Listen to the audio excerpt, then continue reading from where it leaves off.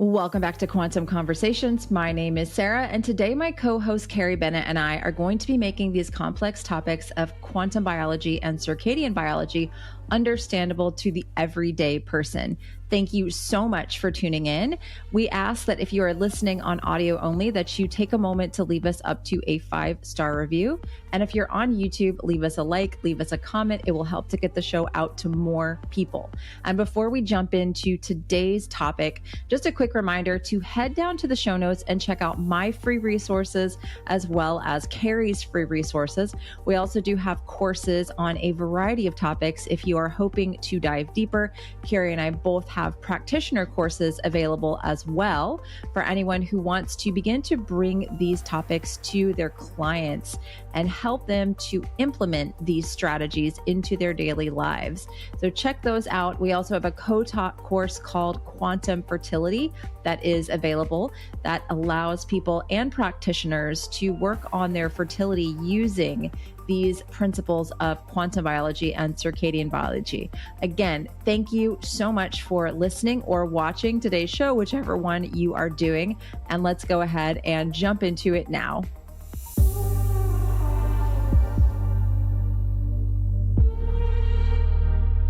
Hello, everybody. Welcome back to Quantum Conversations. Carrie and I are super excited to have Dr. Stephen Hussey on the show today. We're going to talk about heart health, quantum biology, circadian biology, all the things. Thank you for being here today. Thanks for having me. Happy to be here.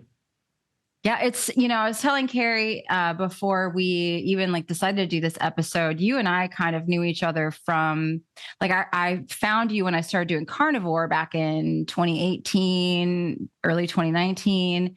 And we were kind of on this similar, carnivore is like life, kind of a journey at the same time. And then we both had our own individual health stuff. And for me, that led me to the path of circadian biology, quantum biology. You were kind of already intermingling a lot of that stuff, but I feel like your experience drove you deeper down that rabbit hole. Would you say?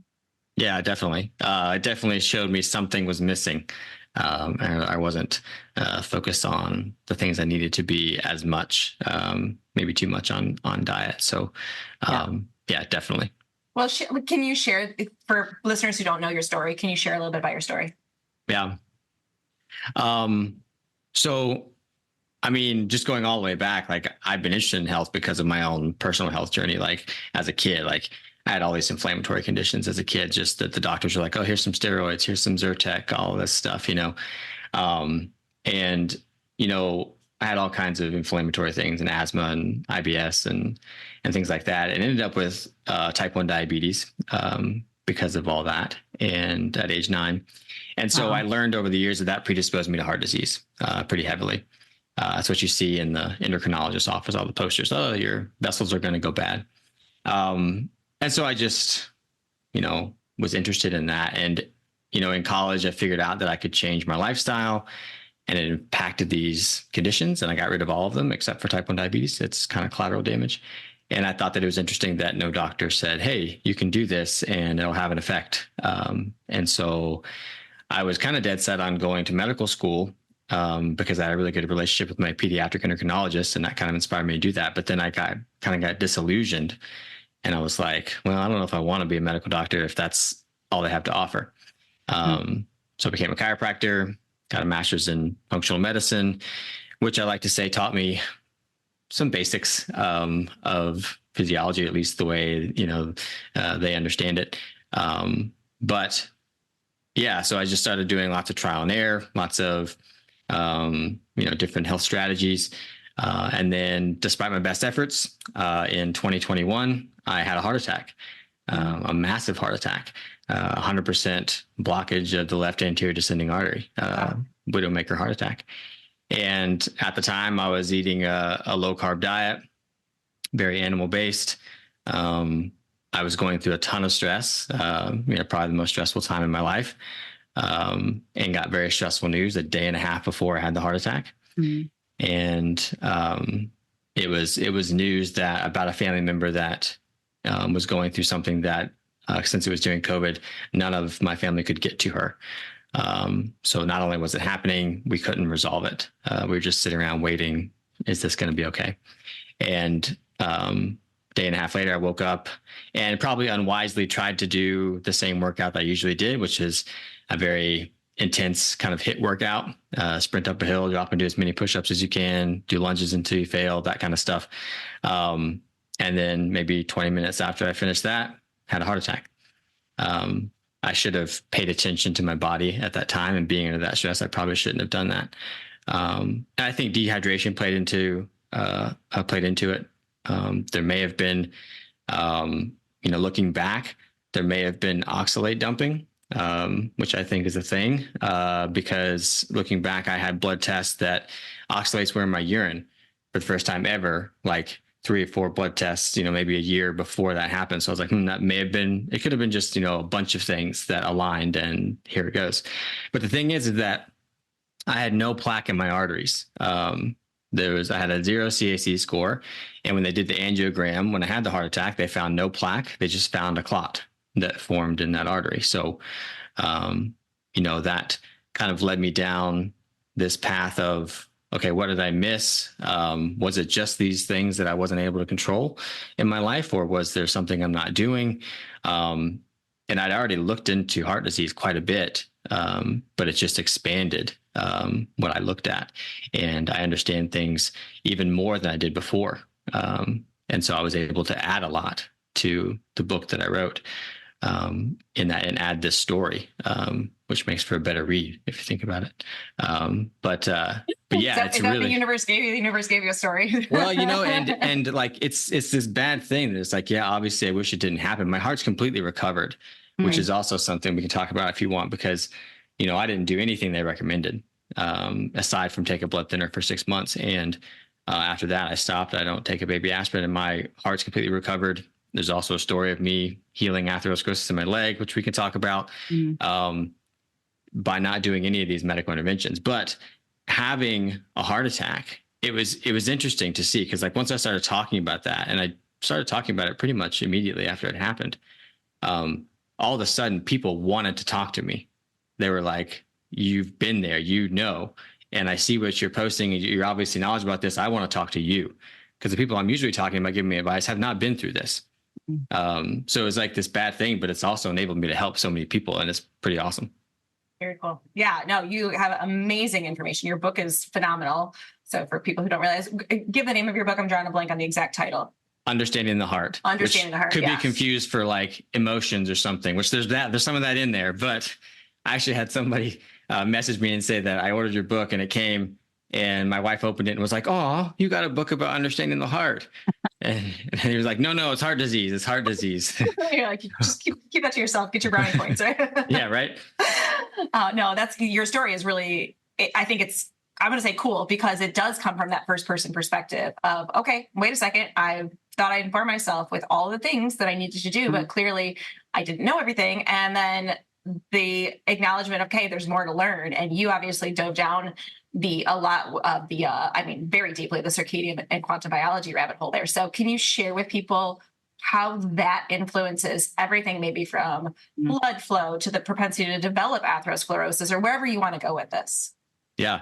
Well, when I started, I knew that structured water formed in the arteries, like before I had the heart attack. But I can't say that I was doing all the things necessary to create that. Some of that was I didn't have the means to. Other things were just, I was like, oh, it's not as important as diet or whatever.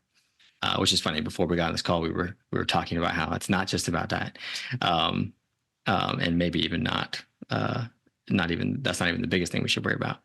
But yeah, so I like to describe it as through Virchow's triad, which people who go through medical school or any kind of medical training, they may learn about Virchow's triad, which is Rudolf Virchow back in like 56. He basically determined, based on his research, that the things that cause clotting are when we have damage to the lining of the artery, when we have poor or stagnant, turbulent blood flow, and when we have elements of blood clumping together, sticking together. Those things predispose us to clotting. And so when we look at things like atherosclerosis and heart attacks and strokes, it's all clotting. It's pathologic clotting. If you analyze atherosclerosis, it's not this buildup of cholesterol. Very little of it is actually cholesterol. Like 87% plus or minus 8% based on one study is fibrotic clotting tissue. So, if we get this kind of low grade damage over time, this clotting tissue develops, it becomes atherosclerosis. If we get into a situation where clotting happens acutely, like more abruptly, we can get strokes and heart attacks.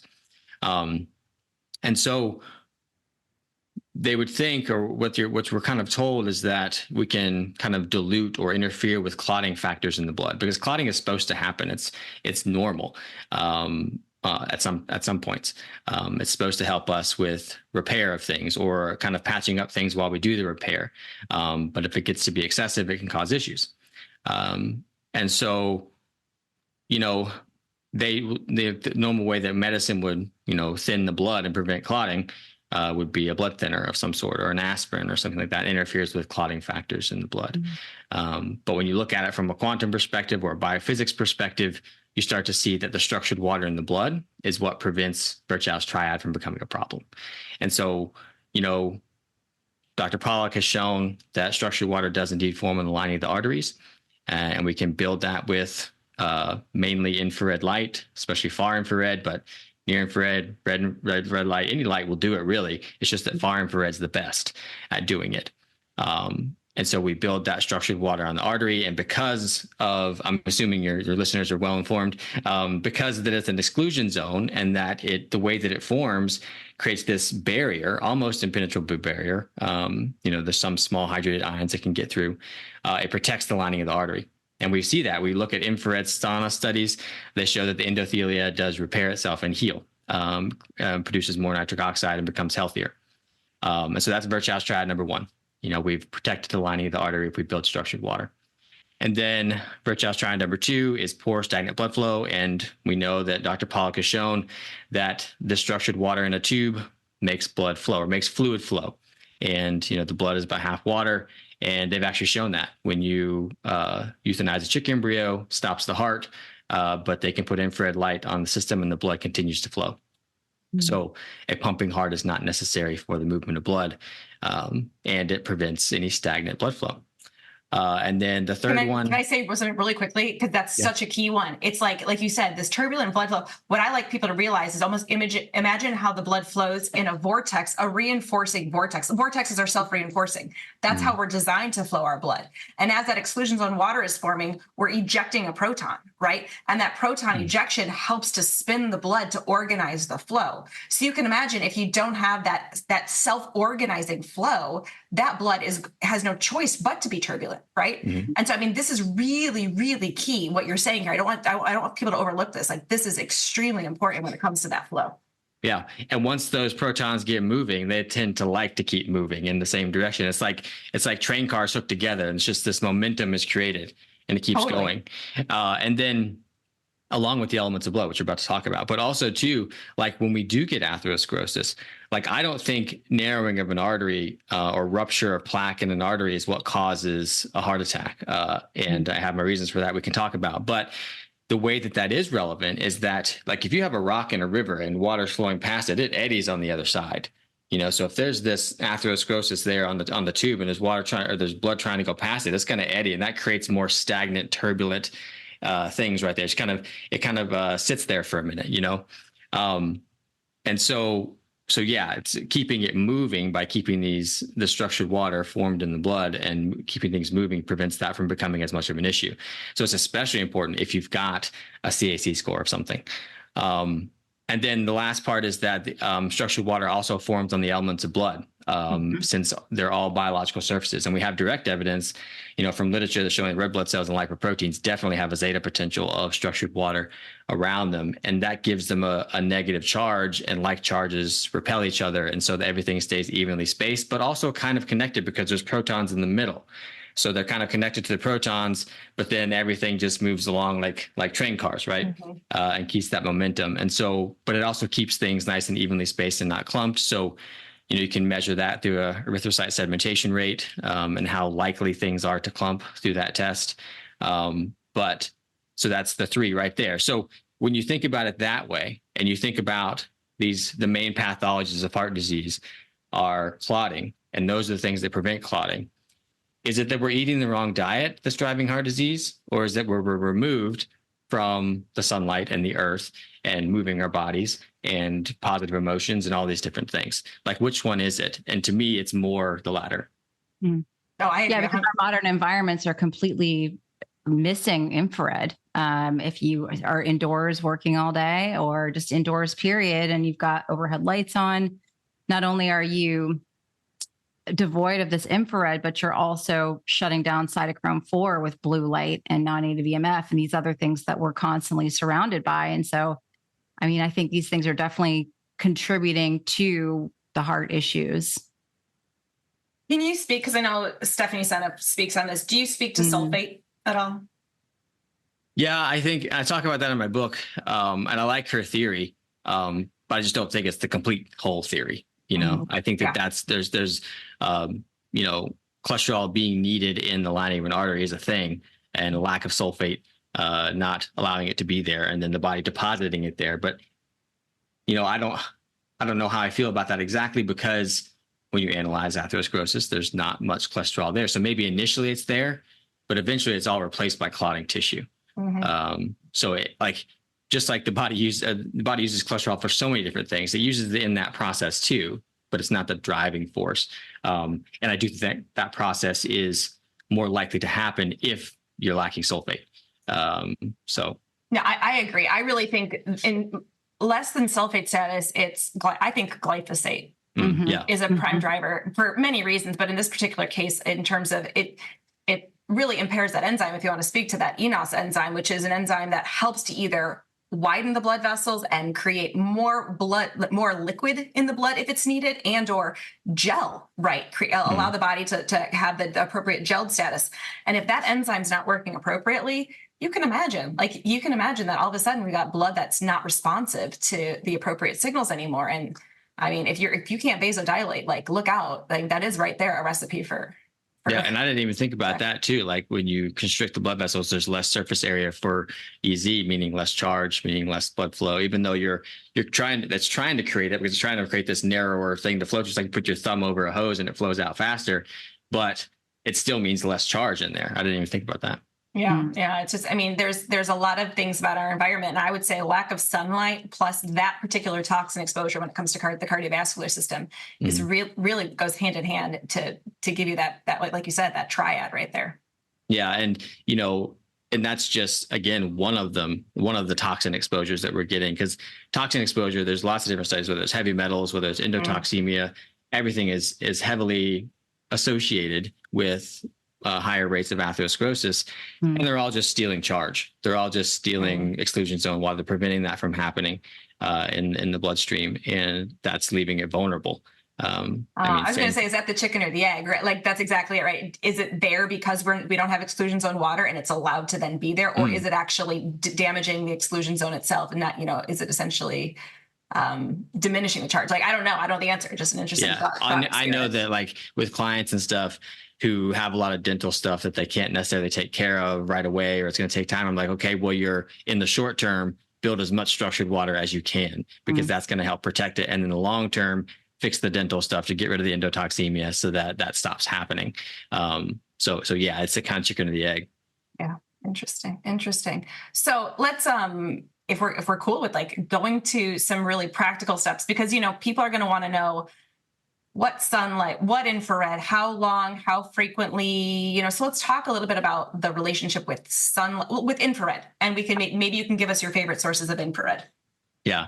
Well, the sun's always my favorite, just because I always default to what humans have been in for, however long you believe humans have been here.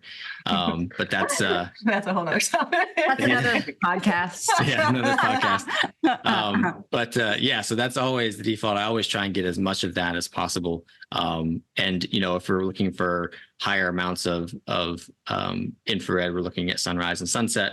And getting that sun, not just in your eyes for circadian rhythm, but also on your skin. That's going to be huge. And then, sun throughout the day. I mean, not for just telling your body what time it is, which I think if you do have atherosclerosis, you need this circadian rhythm, so that and you need to block blue light later so that you can actually heal, because that's what stimulates the healing, which a lot of people don't necessarily understand. They're like, well, I sleep just fine or whatever, but they're not really sleeping. They're not really cleansing or healing at night, because they're not blocking blue light. And that's really important for atherosclerosis, because I have clients all the time, and they just want to talk about, what should I eat? What should I eat? And I'm like, well, we got a lot more to talk about. But then I use infrared sauna a lot, probably at least 5 times a week for about 20 minutes. I get in there and I stay until I start sweating, and I wait 5 more minutes and then I get out. So in the winter, that's longer. In the summer, that's shorter. And then I get as much sunlight throughout the day. I have a red light panel that has near infrared with it. And so I use that, sometimes in the morning, sometimes on my head. Yeah, just as much as I can. And then I try and mitigate the blue light, the processed blue light, whether it's the fluorescent or the LEDs, especially on my skin. And there are times, there's probably about 28 hours a week I have to be under it, which is not a huge amount considering this is how many hours are in a week. But I always protect my eyes. And in the offices that I'm in, mostly I have full spectrum bulbs in there. So yeah, just mitigating that as much as I can. And you do a lot of grounding too. I always see you on Instagram, you're grounding, finding natural bodies of water and doing kind of cold plunging, things like that. So that's the other thing I'm trying to get my husband to do more of, because my husband's been talking with Dr. Hussey after some of his own challenges with heart issues. And now he's finally doing the circadian stuff, and he's been doing the infrared sauna. But the grounding, I'm still trying to get him to do more of that. Yeah. He's been a little bit afraid of the cold plunge. Yeah, there you go. Yeah. He's been afraid of the cold plunging too, because he's still, as much as he lives around me, he still thinks I'm a little bit crazy. And then he reads mainstream stuff about cold plunging and how it can be bad for people if they have anything going on with their heart at all. So maybe we talk about benefits, risks, things like that. Yeah. Before we go into that though, we're talking about infrared, and I'll talk about my story with my leg. Yes. Because this is big, and I can't think of any other reason why it reversed besides infrared light. So when I had the heart attack, they went in through the femoral artery in my leg to the catheter to place the stent, which I could argue they needed. They may or may not have needed to, but they made their clinical decision. I'm here today, whatever. But they put this device in there in the artery. Since they had to slit the artery open, they put this device around it called an angioseal that kind of seals the artery. And the reason they use it is because if I didn't use it, I'd have to lay on my back for I think it's 3 or 4 days while it heals before I could sit up. But if they use it, I can sit up within 12 hours and the artery is stable.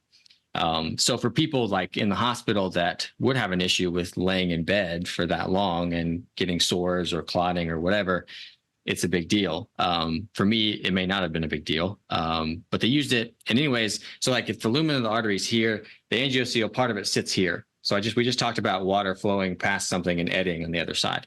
And so the only thing I can think of is, because 2 months later, I'm walking and all of a sudden I'm getting pain in my right leg.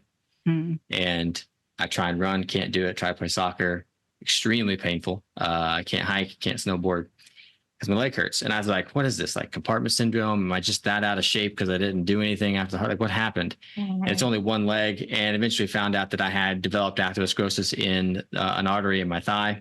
And the only thing I can think is this angioceal device, because it's changing blood flow and it's kind of getting stagnant right there, the distal part of that artery.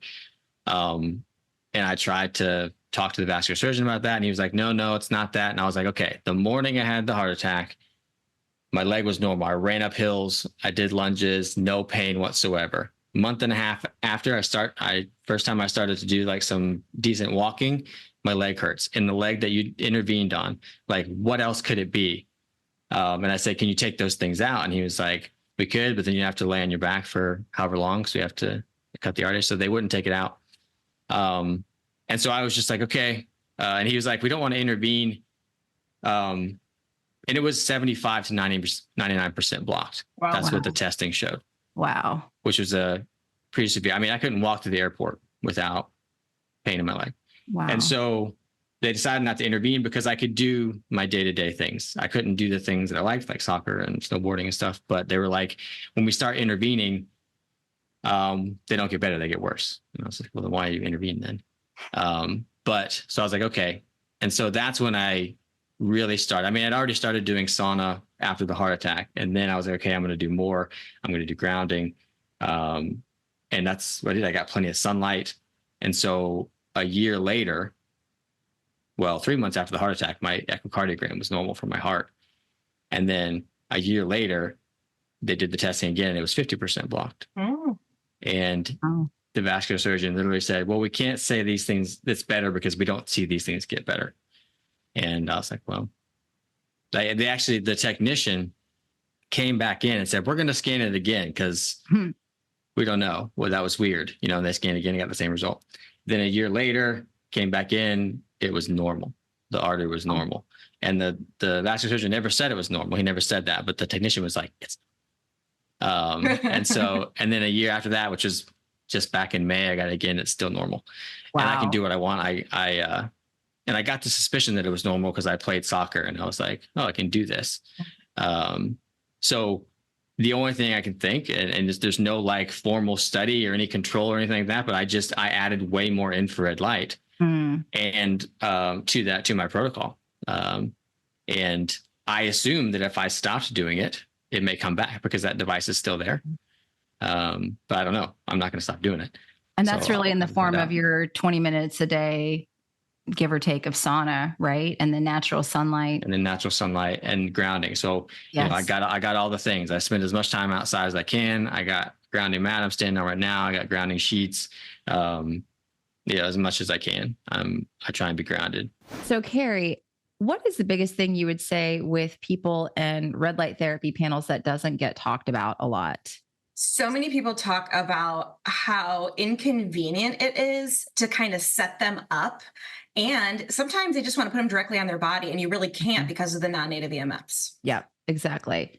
That is why we are both so excited that we have these little battery operated bond charge panels. You can put them right here on your skin and you're not going to be getting all that non-native EMF. You can set it up for your kids, put it right next to them, and you don't have to set them up in front of a big panel and make them sit 6 to 12 inches away, right? Yeah. So like when my kids have stomach aches or things, that is my go-to. I pull out that panel, I lift up the shirt, I just set it on them, and they could still be reading, coloring, doing what they're doing while at the same time getting the red light therapy, like you said, in a very kid-friendly way. Yeah. I've seen a lot of parents just even put them up on the ear when they have ear infections, earaches. It is just so, I mean, I'm just doing it here on my ear right now. It feels so good. So these are absolutely fantastic. You can use the code QuantumPod, all one word. There'll be a link down in the show notes to save on yours. And these are from Bond Charge. So if you are someone who just wants the convenience of a red light therapy panel, doesn't want to worry about non-native EMF, you can just put it right on your skin and get skin healing benefits, as well as infrared that can penetrate through and actually provide some mitochondrial support as well. These are absolutely fantastic. So check the link out down in the show notes and use the code QuantumPod to save on yours. I don't know if I ever shared this. Have I ever shared this publicly that I had a blood clot in my lower leg? No. It was after my youngest was born. This is how I got it. Well, number one, I gave birth in a hospital. It was probably not the best setting in the world, right? In terms of non-native EMFs. And I distinctly remember he was probably about 3 weeks old, and it was going through one of those stretches of nursing. And so I was up all night, like straight with my leg crossed, right? Nursing, because he only wanted to nurse on one side. Oh, no. And I remember falling asleep in the chair with my leg crossed and stuff. And postpartum, our blood is designed to be more clot, like it's designed to clot because we need to heal from that, right? Yeah. And so I remember all of a sudden, it's like the next day, I just was just like, did I pull a calf muscle? You know, it's like, let me stretch my calf and let me foam roll it. Like, let me try to release this, right? And I probably went way too long. I think it was finally after 7 or 10 days when I was just like, okay, I need to get this looked at. Yeah. And when I was there, they were like, yes, you have a blood clot right there. And I had to go on blood thinners with that at that point. I mean, that's a life that's life-threatening potentially. Life-threatening, yeah. And so I did go on blood thinners. There was only one I could go on to still stay breastfeeding, and it was expensive as all heck.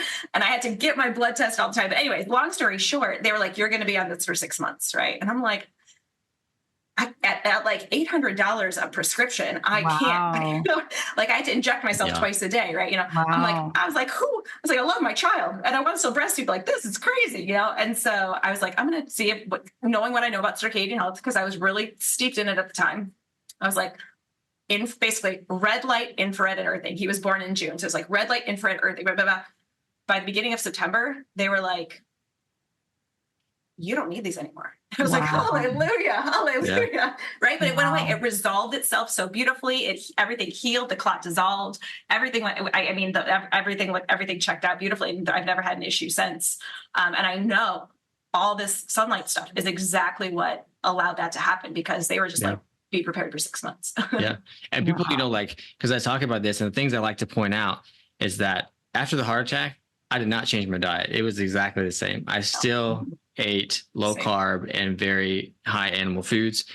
My LDL, since I'm, what Dave Feldman has called lean mass hyperresponder, for those 2 years when I was healing the atherosclerosis in my leg, my LDL was well over 300. There was at times when it was 500. Wow. And I still reversed it. So, it's the end of one experiment, but come on, like that theory is totally bogus. Let's go there. Can we go LDL? Can we go LDL? Can you just talk a little bit about cholesterol? Because I know we have a different opinion than most. Huge topic of contention in my group, and people will, it's such a huge it's still, Yeah. And in my opinion, we're barking up the wrong tree, or people are barking up the wrong tree completely. And all they're doing is arguing about different subfractions of lipoproteins.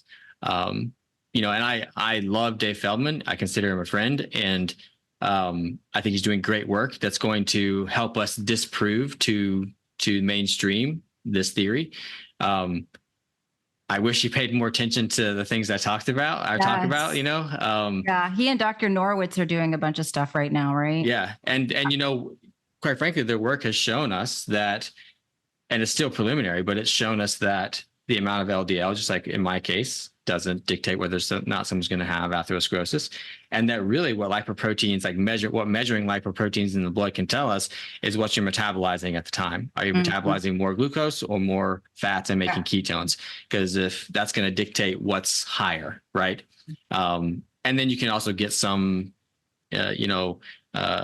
semblance of if there's insulin resistance with a trig to HDL ratio, and you can get an idea if there's some inflammation, if there's oxidized LDL and things like that. But that doesn't tell you that anything about the causes of heart disease. It just tells you those simple things, and that there's something causing inflammation, not the LDLs themselves. There's something else causing it.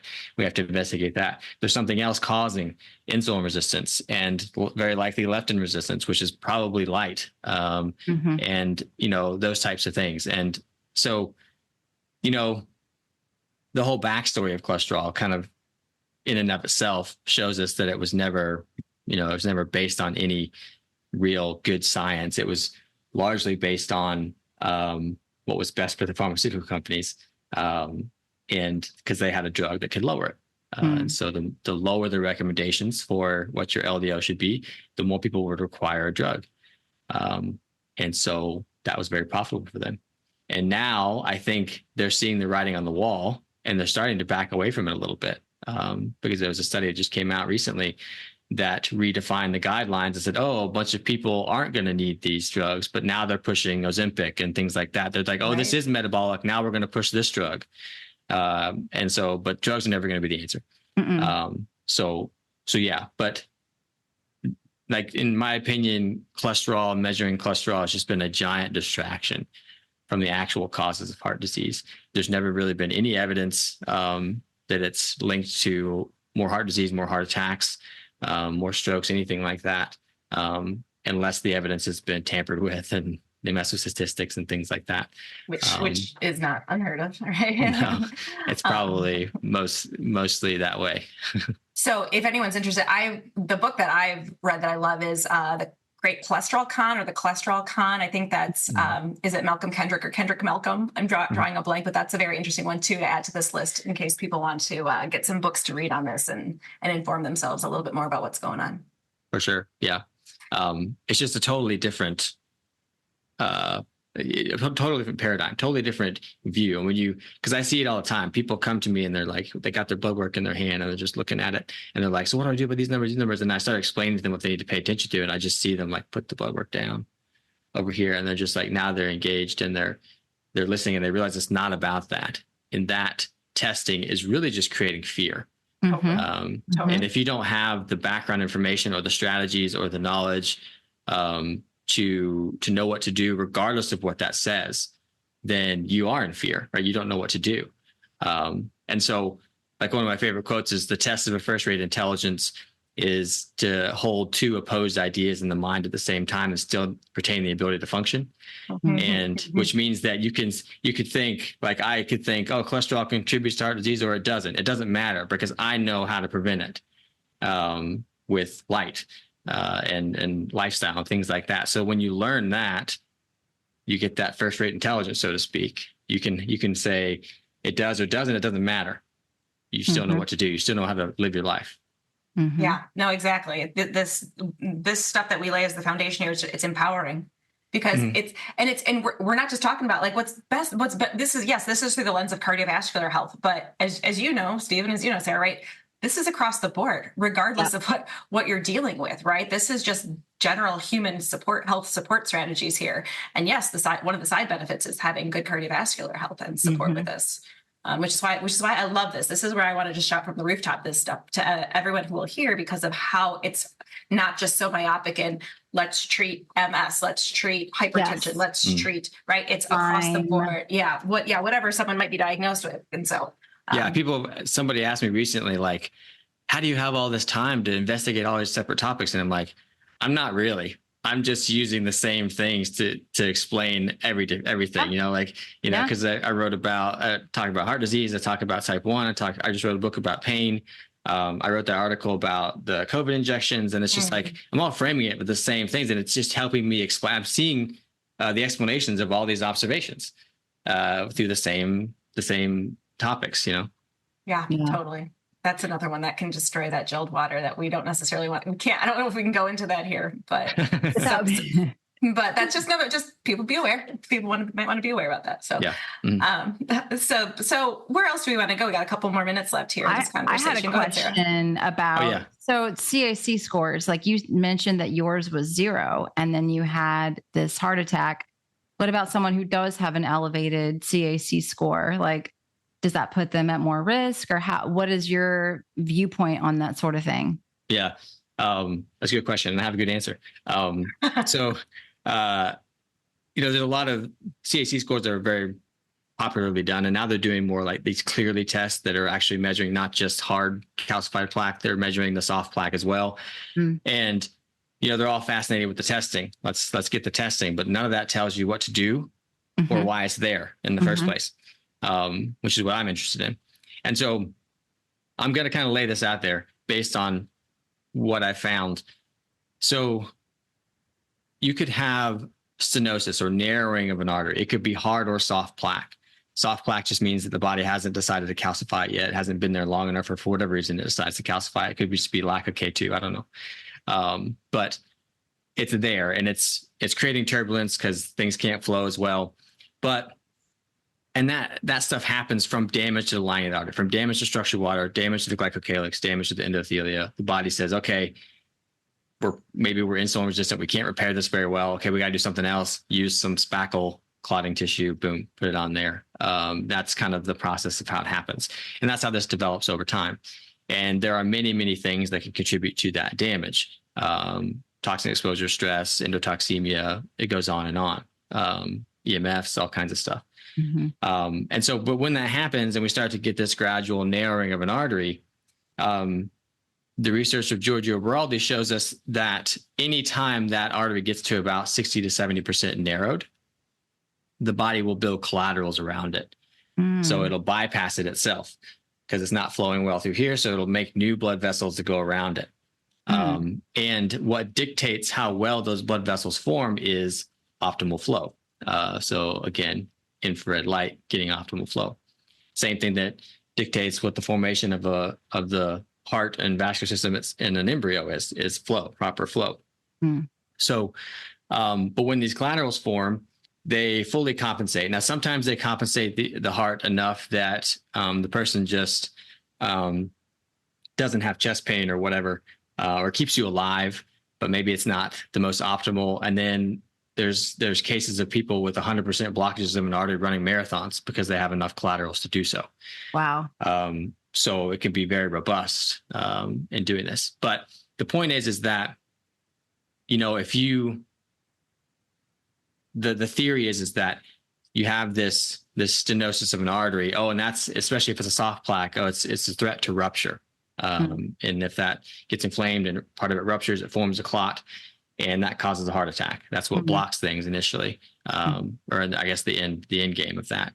And there's a paper that was written in 2015 called "The Myth of the Vulnerable Plaque," and it basically outlines all this evidence, lots of literature showing that plaque ruptures do indeed happen, but very rarely do they cause heart attacks. I think the number in their study, they said that they estimate about 0.06% of the time does a plaque rupture cause a heart attack, which is a very low, that's essentially never. And so plaque ruptures do happen, and like they rupture, and then a fibrotic cap forms and just stops it right there. And that's how things grow. That's how the atherosclerosis grows. But it very rarely causes a heart attack. And so then people are like, well, what does cause a heart attack?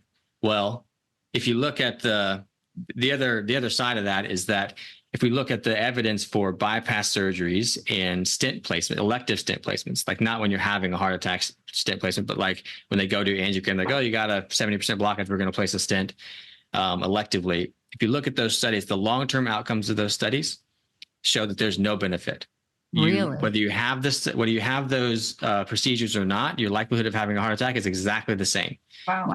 The reason being is because the stenosis is not where heart attacks happen. The ruptures are not what cause heart attacks. So if you treat those areas, it doesn't matter. And the body's already treated them. It's already done a bypass. It's already done its own bypass. It doesn't need another one. And so there's really no difference. And people will say, well, they don't work because people don't change their lifestyle. And I would argue, no, they don't work because that's not where heart attacks happen. They happen when there's clotting. And now a stenosis, like I said, is relevant because it does change blood flow. That makes things more likely to be stagnant, which we talked about can cause clotting. And if a clot does form, a smaller clot can now block an area because there is something there. But plaques rupturing does not seem to be the driver of most heart attacks. And so, people get these clearly tests and they get these CAC scores and they're freaking out. I got a score of whatever. And the answer is keep your blood moving, stop it from coagulating. And that is build structured water. And then long-term, that's going to help heal the artery, just like I did in my leg. I healed the artery. Now, it may take longer if it's been calcified, but I have seen calcified plaque reduction in people. You just have to be, consistent and give your body time. But that's the story there. And so the reason that these stenoses happen more in the coronary arteries is because they're under the most pressure of any arteries in the body. The heart's expanding and contracting, and that puts pressure on the arteries. And so if there is inflammatory processes happening, it is more likely to happen in those arteries under more pressure. And we also see it in areas like in the carotid and in the aorta, places where there's bifurcations and just more turbulence, because things are just more likely to be stagnant and things that are inflammatory are more likely to get pushed up against the structured water and break it down more. So all that just, it makes complete sense. And it just, it shows us why the mainstream approach, is not working. Why we still have the highest rates of heart disease in any country, why heart disease is still the number one killer worldwide, is because they're chasing something that's not the answer. Yeah. And do you think someone can bring their CAC score down? Because I've heard many cardiologists say absolutely not. Like it is what it is. It's just only going to continue to progress, or you can stop the progression with statins or these other medical interventions, but you're never going to be able to bring that actual number down. Yeah. I mean, I've seen people bring it down. you know, and it's just an N-of-1 experience. But I've seen people test lower scores, and then they may say, well, maybe the original score was an outlier or something like that. And then, you know, but just because I was told if I didn't take these, you know, 5 medications the rest of my life, I would develop heart failure after this heart attack. I didn't take any of them. I took the blood thinner for 6 months and then I stopped. And within 3 months, my heart was normal. The tissue that was damaged had completely recovered. No signs of heart failure. Ejection fraction had recovered. And the main thing I did at that point was just infrared sauna. And then I had the vascular surgeon tell me that these things don't get better. We just don't see them. We can't even say it's better. Even the testing says it's better. So like that's the mentality they have. So when you learn that and then you hear someone say, you can't correct a CAC score, you can't make it get better. It's just like, well, not within the walls of what you do. You know, you haven't seen that. So yeah, and I've had an ophthalmologist tell me that I'm on the edge of a cliff as far as my eyes. I did have some damage in my eyes when I was younger and I didn't take care of my type 1. And I was on the edge of a cliff and there's no turning back or whatever. And it's just like, well, you know, if like the average person that he sees is an uncontrolled type 2 diabetic who's got insulin and leptin resistance. And so if you talk about like blood vessels trying to grow in new areas, that's not going to happen if you're insulin resistant. And then I found things that blue light inhibits angiogenin, which is what stimulates blood vessel growth. So it's like, of course, they're not going to. If people are uncontrolled type 2 diabetics and they're staring at blue light all day long, like that's what you're going to see. So they are on the edge of a cliff, you know, but you have to see that that's their mentality. So when you get answers like that, it's because they've never seen it, not because it's not possible. You just have to get the right information and then put your body in the right situation, give it the right signals, and it will do the best it can. Doesn't mean that you're never going to need medical intervention. It just means that it is possible. And I've done it multiple times now. So people can too. Great answer. Have you ever, okay, so this is maybe a rabbit hole, but just curious, have you ever looked or utilized things like nattokinase or serrapeptase in clinical practice? In myself personally, yes. And then I recommend it often in clients. That's what I used after the heart attack, serrapeptase. That's what I used. I used it while trying to heal the artery in my leg, which was all kind of the same time. That in combination with infrared. So cool. That's good to hear. Yeah, I've not consistently, but I did. Yeah. I've used it clinically as well for good effects beyond just the cardiovascular system. So just was curious your take on it. Yeah. And I mean, scar tissue anywhere in the body, you know, trying to break that up. I see. Yeah. Oh yeah, definitely. Cool. Yeah. Anything else here? I mean, I could talk about all kinds of stuff. I know you got like days worth of content you could continue to share with us here. Sarah, any final questions on your end? I guess just to touch on the cold therapy thing really quickly, because that is one big thing that they'll tell you if you have any sort of a heart condition to stay away from cold therapy. And I see you regularly doing that on your stories of getting in natural bodies of water. And so maybe we could just cover that briefly. Yeah. I do think if someone is in severe autonomic imbalance, they've got super low heart rate variability. It's okay. Let's maybe not do the most stressful things first. Let's start with other stuff. So there is some cases, yes, but that doesn't mean that we blanket say, oh, it's bad for your heart. That doesn't make sense. It's actually very good for your heart, and that it can train the autonomic nervous system to be resilient. I don't do a lot of ice baths. I like to go, like you see, get in cold rivers and things like that, which are probably, well, in the winter, they're cold as an ice bath, but right now they're probably not. But that's because I'm also connected to the earth. I'm immersed in nature, so I like that kind of stuff. But yeah, the fact that it's bad for your heart is untrue. There's just some people that we should be wise about. Just like me doing that workout the morning I had the heart attack, probably unwise, right? May have been the straw that broke the camel's back. It wasn't the thing that caused it, but there was all these other things that were filling my bucket, and that workout overfilled the bucket.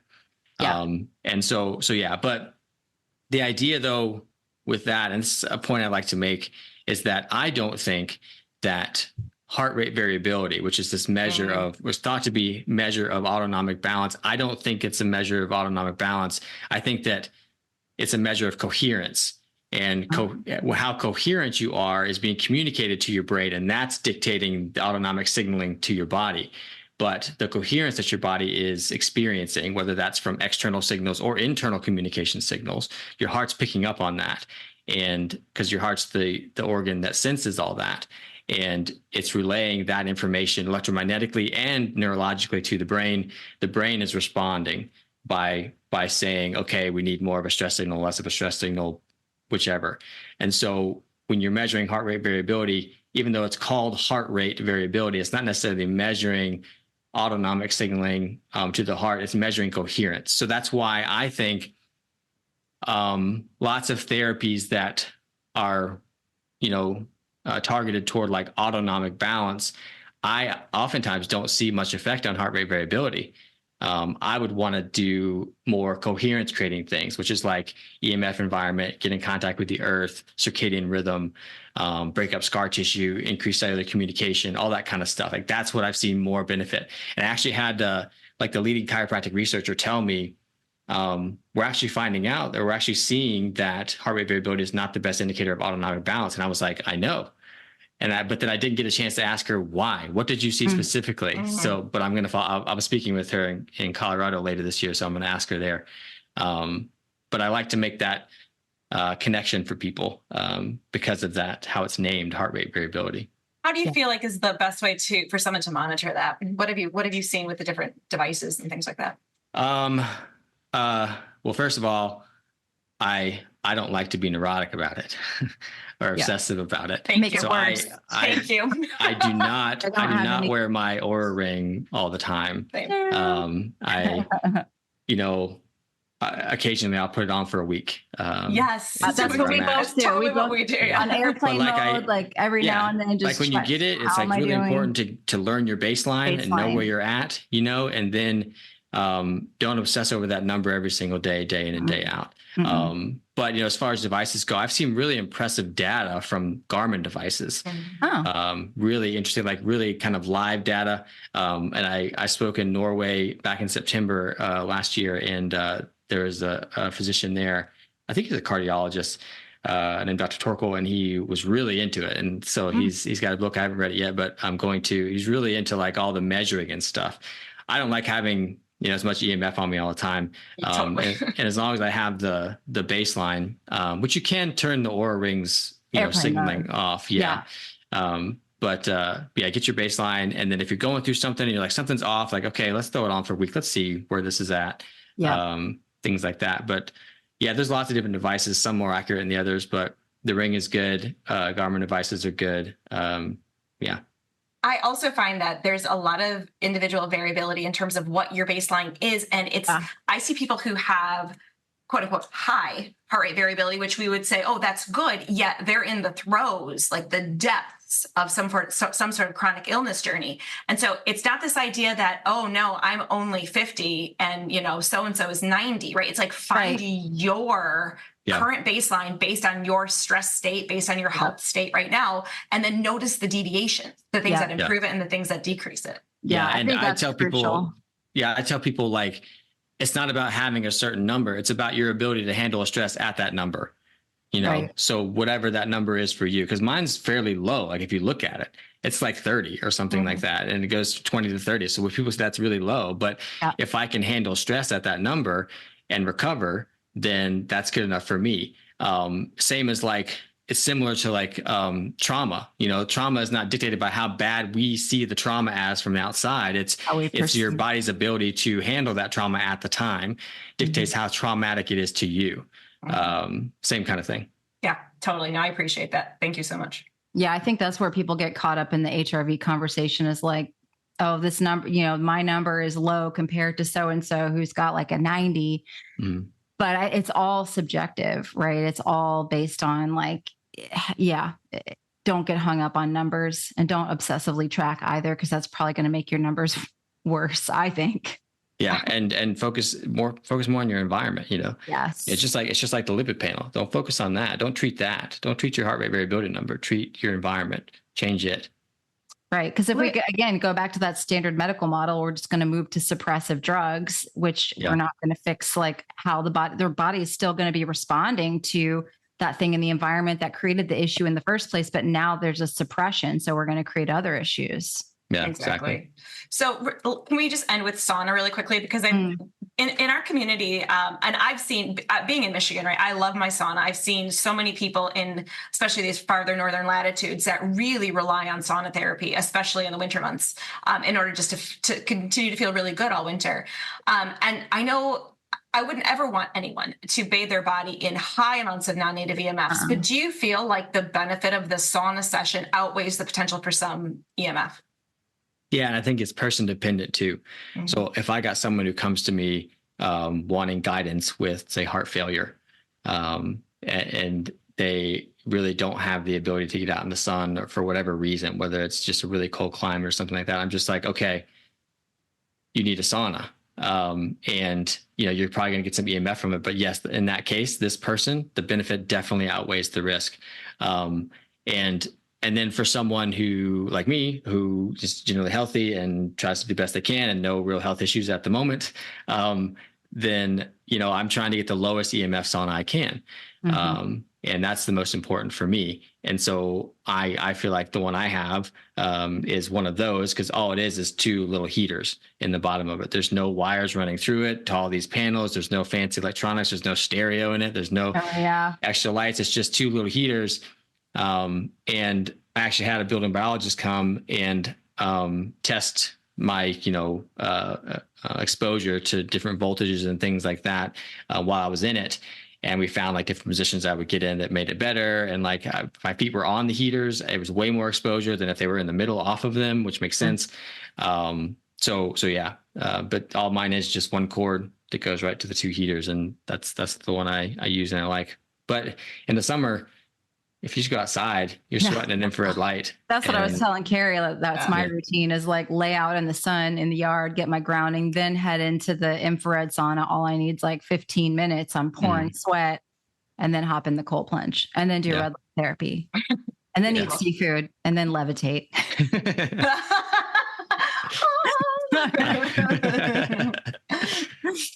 Yeah. Well, thank you, Stephen. So informative. I could listen to you all day. Really appreciate you being on. Yeah, thanks so much. Appreciate you guys' work too. Yeah, we appreciate you. And anyone listening, make sure to grab Dr. Hussey's book, Understanding the Heart. And do you have a website we can direct people to in case they're just like driving around listening to this episode? Yeah, resourceyourhealth.com. Awesome. Great. And we'll make sure to link that in the show notes so everyone can go follow you. Follow him on Instagram. Follow him on Instagram. I'm always watching his stories of him getting in different like creeks. I'm like, oh, there's no snakes in there, but haven't encountered one yet. So knock on wood. Awesome. Well, thank you so much for being here.